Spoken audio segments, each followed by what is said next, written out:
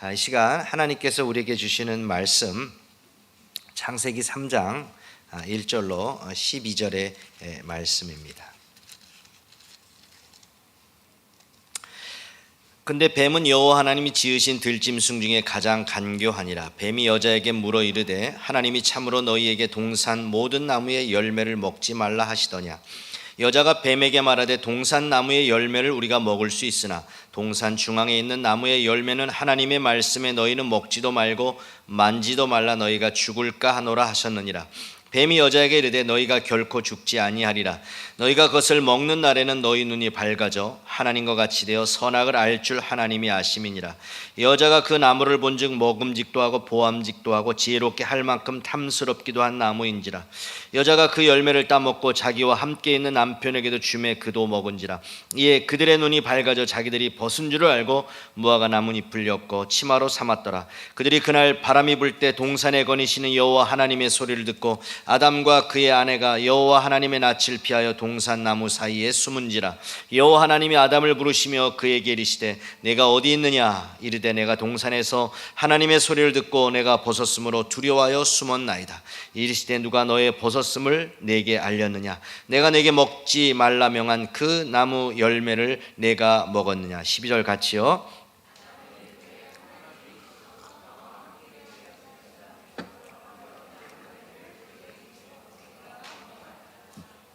가족 그 이상의 가족 하는 제목으로 말씀 증거하겠습니다. 현대인의 특징은 고독입니다. 예전에는 한 마을이 한 공동체를 이루어서 살았습니다.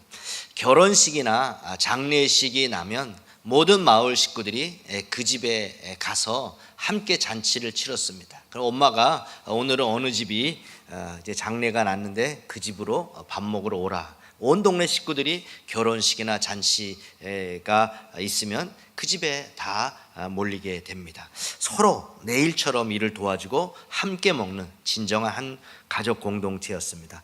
농사도 품앗이라고 해서 서로 함께 도와주면서 농사를 지었습니다. 그러나 지금은 외국인 노동자가 없으면 농사를 지을 수가 없는 시대가 되었습니다.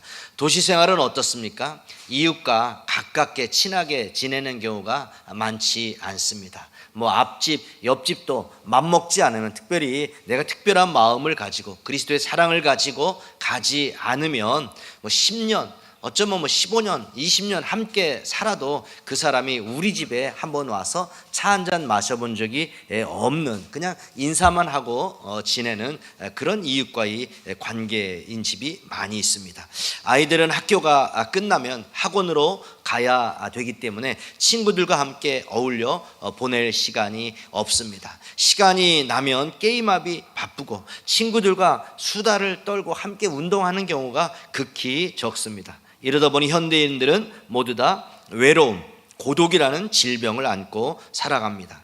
겉으로는 예전에 비해서 너무 잘 먹고 있습니다. 너무나도 편리한 생활, 예전에 왕이 꿈꿀 수도 없었던, 황제가 꿈꿀 수도 없었던 엄청난 혜택을 누리면서 그렇게 살아가죠. 교통이 발달하니까 외국 여행 안 가본 데 없이 많은 나라들을 가보셨고 취미생활 아주 다양하게 합니다. 그러나 마음속에 허전함, 외로움의 문제는 해결할 수가 없습니다. 얼마 전에 박지선 그 코미디언이, 희극인이 36세에 세상을 떠났습니다. 남을 웃기는 직업을 가지고 있던 그 여인이 왜 그렇게 한순간에 스스로 목숨을 끊었을까요? 외로움의 문제가 있었을 겁니다. 대중 앞에서 남을 웃기며 살지만 그 마음속 깊은 곳에 그 어느 누구에게도 말 못하는 그 외로운 마음이 그 속에 있었을 것입니다. 그가 만약에 자신의 마음을 털어놓을 수 있는 그 한 사람이라도 만났다라고 하면 그렇게 생을 끊었을까요? 우리 목장과 같은 그런 그 자신의 삶을 나누고 자신을 위해서 기도해주고 함께 사랑을 나눌 수 있는 그런 공동체를 만났다라고 하면, 예수 그리스도를 만났다라고 하면 그가 그렇게 자신의 삶을 끊었을까? 너무나도 안타깝습니다. 2018년 서울시의 발표에 의하면 천만 시민의 3분의 1이 극단적 외로움에 힘들어한다라는 발표를 했습니다. 겉으로는 문제가 없습니다. 편안합니다. 괜찮습니다. 근데 내면 깊은 곳을 들여다보면 많은 사람들이 고독과 외로움을 가지고 살아가고 있는 것입니다. 이것의 해결을 위해 미칠 정도로 일에 몰두합니다. 주말이면 여기저기 다양한 곳에 여행을 떠납니다. 현실을 잊어버리고 게임을 하고 술을 마셔보고 친구들과 열심히 만나서 수다를 떨지만, 그러나 그 근원적인 고독의 문제는 해결할 수가 없는 것입니다. 왜 인간이 가지고 있는 이 고독의 문제, 외로움의 문제를 해결할 수가 없습니까? 인간의 근원적인 문제이기 때문입니다. 우리 영혼이 하나님을 만나기 전에는 이 문제가 해결될 수 없습니다. 이 문제는 에덴 동산에서 아담과 하와가 지은 범죄로 말미암아 하나님과 분리됨으로 이 문제가 찾아오게 되었습니다. 오늘 본문을 보시면 하나님께서 에덴 동산을 만드셨는데 거기에 고독이라는 단어조차 없습니다. 3장 앞에 2장 16절에 보면 하나님께서 아담에게 명령합니다. 동산에 있는 모든 나무의 열매는 네가 먹고 싶은 대로 먹어도 좋다. 그러나 선악을 알게 하는 나무는 먹지 말아라. 그것을 먹는 날에는 네가 반드시 죽을 것이다. 하나님과 피조물을 구분 짓는 겁니다. 하나님의 주권을 인정하시기 때문에 하나님께서는 동산에 있는 모든 나무는 다 마음껏 내가 먹어도 되지만, 그러나 이 선악을 알게 하는 나무만큼은 먹어서는 절대 안 된다라고 명령하셨습니다. 아담에게 그렇게 명령하셨죠. 그런데 이제 3장으로 넘어가면 이 사탄이 뱀에게 들어가서 뱀을 통해서 이 하와를 유혹을 합니다. 참으로 하나님이 동산 모든 나무의 열매를 먹지 말라고 하더냐라고 하면서 의심의 마음을 품도록 합니다. 죄가 무엇입니까?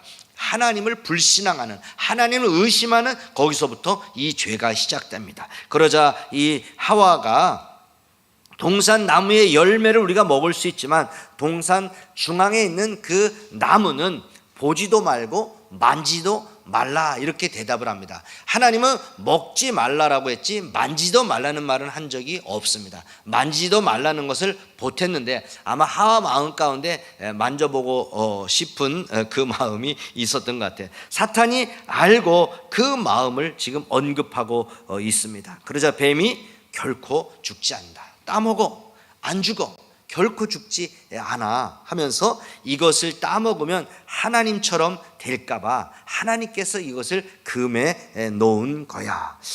그래? 하나님께서 자신처럼 될까봐 이것을 먹지 말라고 한 거야? 순간적으로 이성이 작동해서 그것을 따먹게 됩니다. 그리고 따먹었는데 정말 죽지를 않는 겁니다.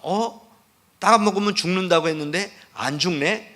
해서 아담, 이거 먹어봐, 너무 맛있어, 안 죽어. 하나님이 죽는다고 했는데 안 죽어. 하나님처럼 될까봐 먹지 말라고 한 거래. 그래서 아담도 그것을 먹게 되는데요. 죄가 뭐냐?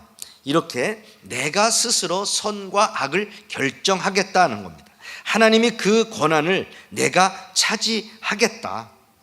여기서부터 죄가 출발하는 겁니다. 하나님께서 명령했는데 그 나를 위한 명령을 내가 부인하고 나를 속이려고 주셨다 생각하니까 그때부터 하나님과의 관계가 깨어지고 죄가 들어오게 된 겁니다. 죄가 들어오니까 하나님과 인간이 분리가 되었어요. 그 죄가 들어옴으로 말미암아 이 오늘 본문에 나와 있는 그 결과는 세 가지입니다. 수치심입니다. 7절을 보면 벗은 몸이 부끄럽고 수치스러웠습니다. 그들의 눈이 밝아져 자기들이 벗은 줄을 알고 무화과 나뭇잎이 풀렸고 치마로 삼았더라.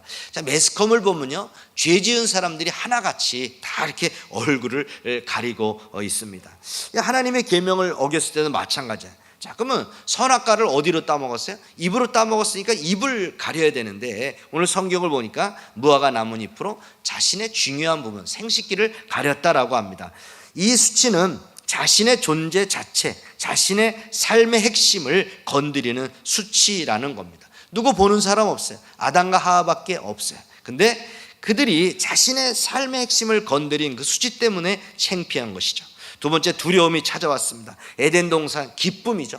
하나님이 모든 것을 창조하시고 너무나도 좋았더라 하셨는데 그 기쁨이 사라지고 두려움이 찾아왔습니다. 8절을 보면 바람이 불 때 동산에 거니시는 여호와 하나님의 소리를 듣고 나무 사이에 둘이 숨었다라고 했습니다. 그전에는 하나님을 보면 아이들이 아빠 하면서 안기듯이 하나님 앞에 달려가던 그들, 전혀 두려움을 느끼지 않았던 그들인데 그들이 하나님의 명령을 어기고 죄가 그들에게 들어옴으로 말미암아 숨게 되는 두려움이 그들 가운데 찾아오게 됩니다.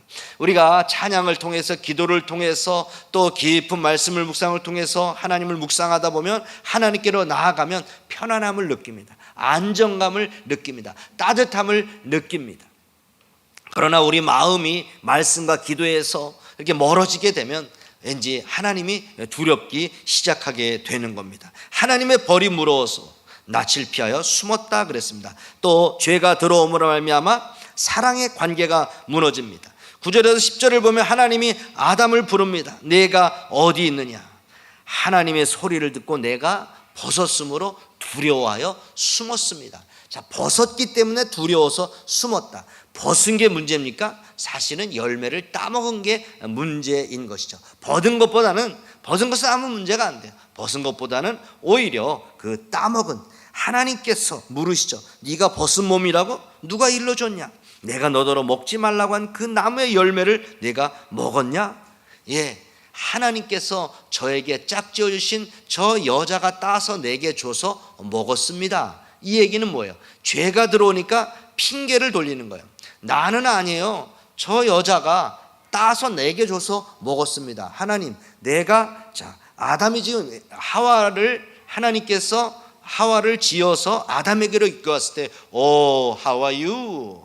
내 뼈 중에 뼈요, 살 중에 살입니다. 감탄사를 연발했었는데 이제는 하나님, 내가 언제 하와 달라 그랬시오? 하나님이 줬잖요. 하나님, 난 달래지도 않았는데 왜 줘가지고 선악과 따먹겠어요? 내 책임 아니에요. 하나님 책임이에요. 마치 이런 투로 하나님 앞에 말씀하고 있는 겁니다. 죄가 들어오니까 그 죄를, 책임을 전가하는 최초의 부부 싸움이 일어나게 됩니다. 우리 아이들을 가만히 보면 조금 크면서 아이들이 거짓말을 하는 것을 보죠.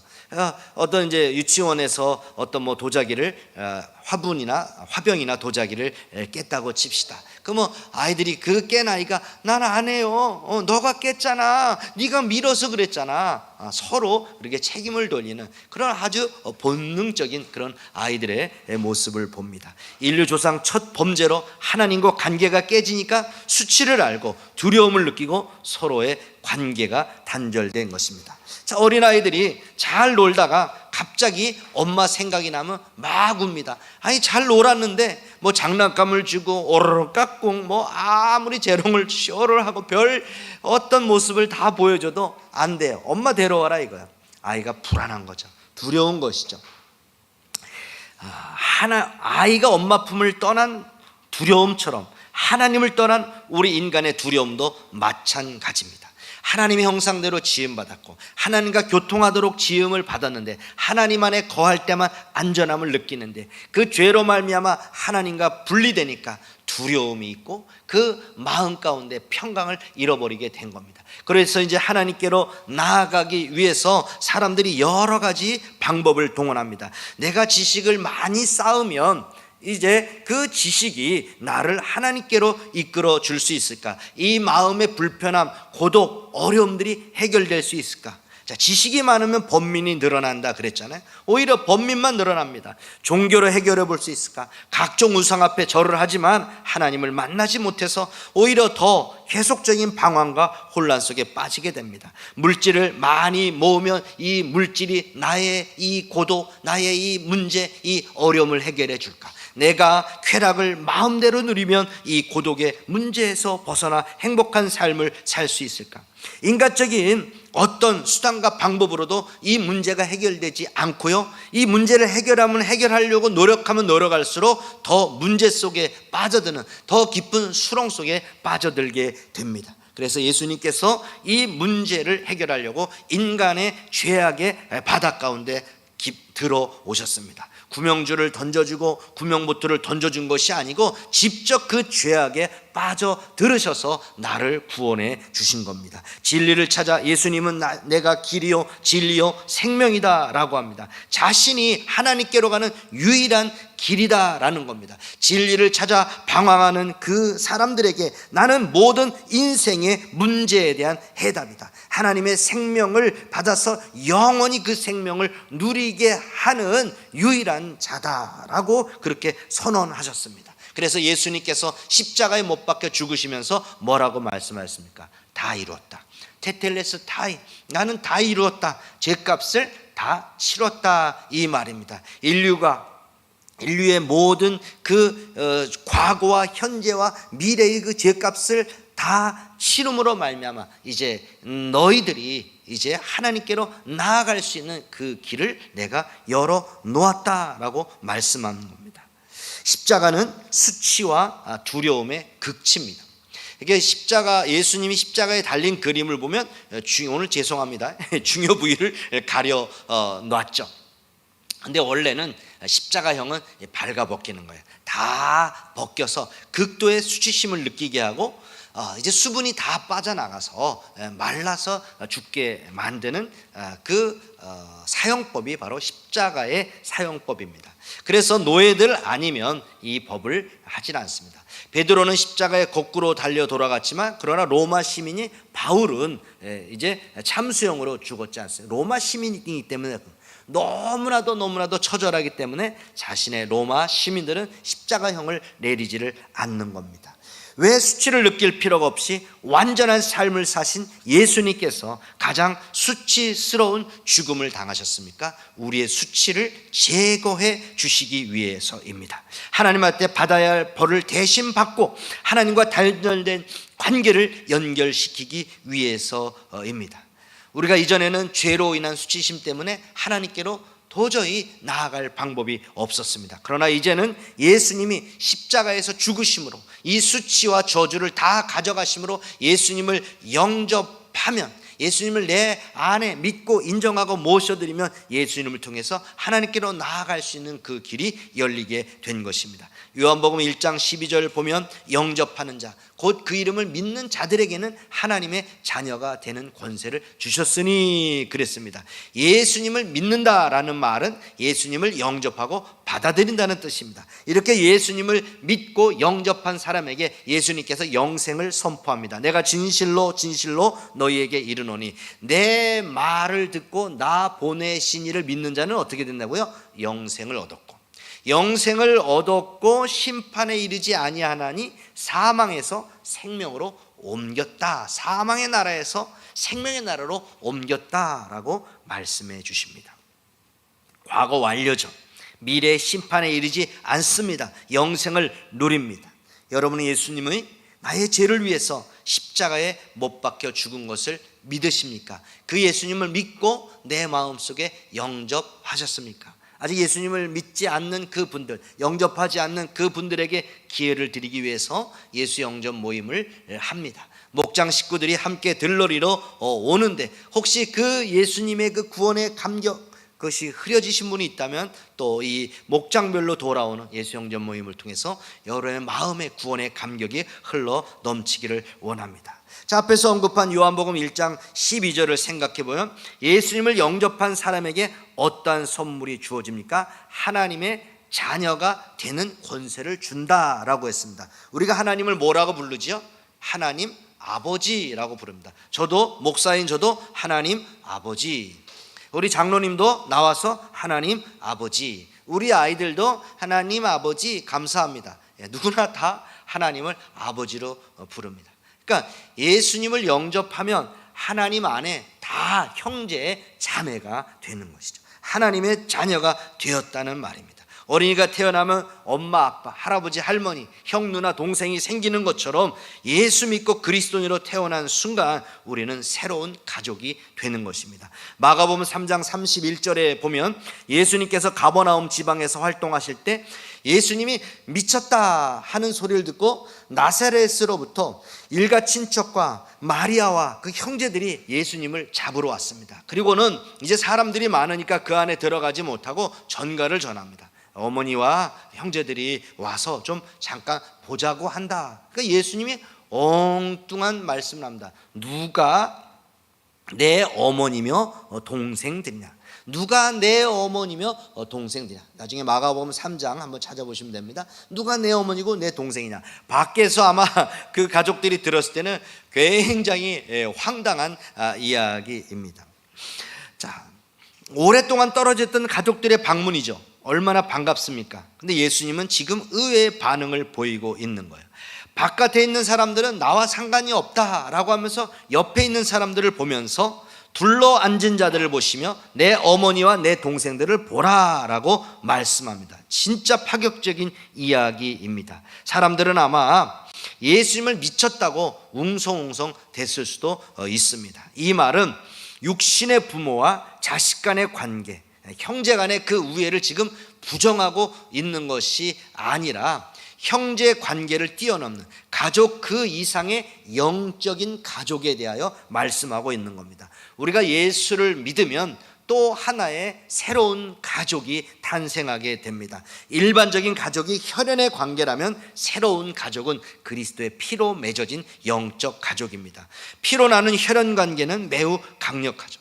어린아이들도 동생이 학교에서 맞았다 하면 형제 자매들이 가만히 있지를 않습니다. 가서 왜 내 동생을 이렇게, 그 형제 자매들은 너무나도 사랑을 나누죠.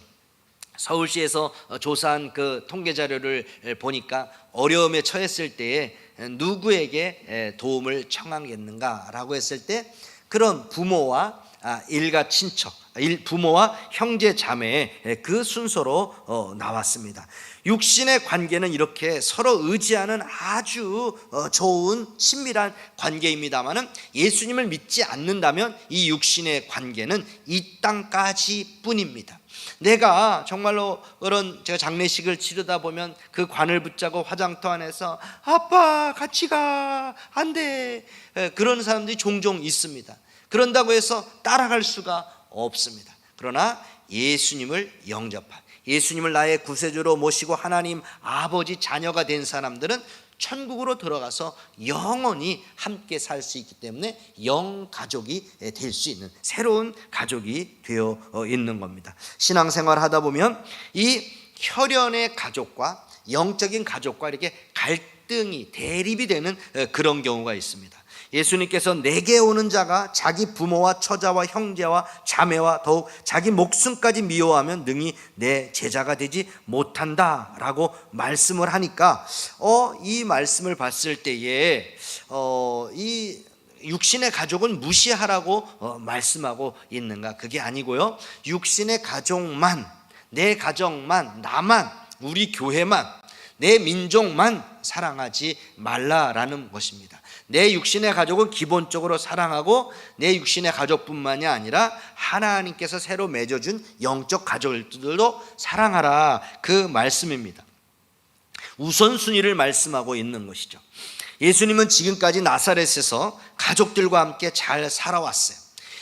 요셉이 일찍 죽고 가장의 역할까지 감당하면서 그렇게 살았다라고 그렇게 학자들은 이야기를 합니다. 그렇게 잘 살다가 이제 공생애가 시작되어서 모든 인류의 죄를 지고 십자가에 못 박혀 죽어야 될 자기의 때가 다가온 겁니다. 그것을 말하고 있는 거예요. 당신이 모든 것을 걸어야 할 십자가의 사건이 앞에 놓여 있어요. 근데 영적 세계를 이해하지 못하는 친족들이 예수님을 미쳤다라고 말하고 있어요. 이제 예수님은 메시아의 역할을 감당해야 될 그 순간을 맞이해야 되기 때문에 새로운 하나님 안에서의 새로운 가족의 기준을 제시하는데, 누구든지 하나님의 뜻대로 행하는 자가 내 형제요 자매다.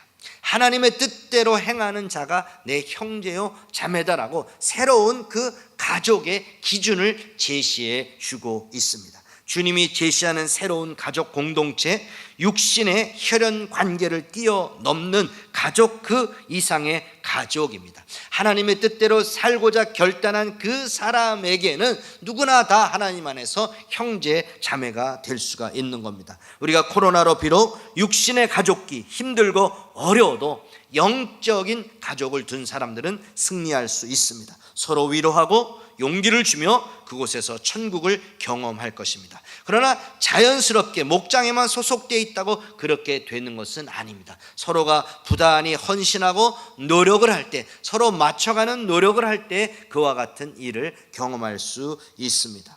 하나님께서는 우리에게 목장을 허락하여 주셨습니다. 여기에서 먹고 마시고 놀고 즐기는 그것만을 위해서 우리의 목장을 허락해 주시지 않았습니다. 그것도 좋습니다. 그러나 하나님께서 우리에게 목장을 허락해 주신 것은 친목단체와 동창 모임과는 다른 정말로 그러한 영혼을 구원하여 제자 삼는 사명을 감당하라고 이 목장을 허락하여 주셨습니다. 목장에서 여러분, 내가 다치지 않는 안전한 그런 이야기만 하면 이 목장은 더 이상 발전할 수가 없습니다. 어떤 사람이 마음에 있는 그 외로움, 고독, 수치심 이런 거를 내어 놓았는데 그렇게 하면 되냐고 욥의 친구들처럼 정죄하면 그 목장은 더 이상 깊은 단계로 나아갈 수가 없습니다. 정말로 육적인 면에서도 도움을 주지만 영적인 면에서도 그를 치유할 수 있는, 함께 울고 함께 울을 수 있는 영혼육을 치유하는 우리 공동체가 되기 위해서는